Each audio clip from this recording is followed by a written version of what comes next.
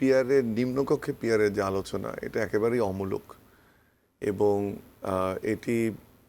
আমরা যেটা বুঝতে পারছি যে একটিমাত্র রাজনৈতিক দল তারা নিম্নকক্ষে পিয়ারের পক্ষে কথা বলছে এবং যেখানে আমরা বলছি যে দলীয় প্রধানের ক্ষমতা কমাতে হবে, প্রধানমন্ত্রীর ক্ষমতা কমাতে হবে, এই পিয়ারের বর্তমান যে রাজনৈতিক সংস্কৃতি আমাদের তাতে তো উল্টোটা হবে। আপনি পিয়ারের মোটামুটি মোটা দাগে ইতিহাস হচ্ছে কোয়ালিশনের। আমাদের এখানে তো রাজনৈতিক দ্বন্দ্বের যে অবসান তার কেবল শারমিন যে মডেলটার কথা বললো যে একটা মনে হচ্ছে সংসদে বসে আছে, এটা তার একটা ছোট্ট একটা উদাহরণ। আমাদের ওই সংস্কৃতি নাই এখানে।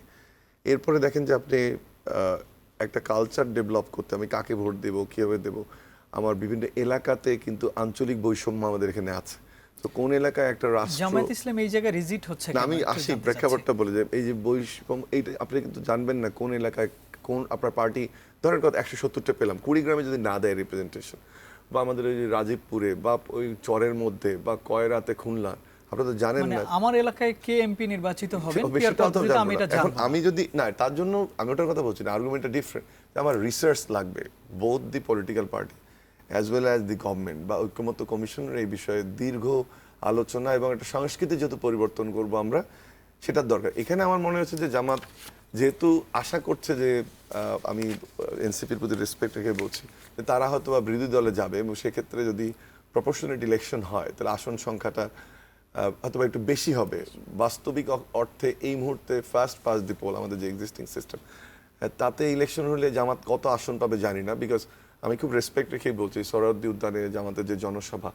আর ভোটের রাজনীতি ভিন্ন এবং তাদের যদি অতীত আমরা দেখি সেখানেও ভোটের পার্সেন্টেজ খুবই নমিনাল।